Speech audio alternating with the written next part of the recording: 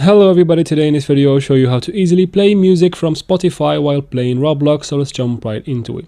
First we start by seeing how to turn on this sidebar feature on your phone.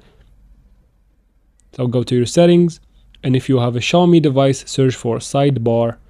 Go ahead and turn it on, and make sure that you have the show while playing games toggle turned on as well. If you have another device, just search for maybe floating windows or search for shortcuts and you might find the option like that. Once you have it turned on, go to your Roblox and then join a game.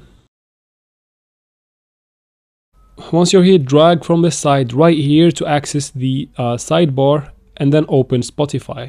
Now from this small Spotify window, go ahead and play the music, and just like that you will be playing Spotify while playing Roblox on your mobile device. And that's how we do it, guys. I hope this video was helpful.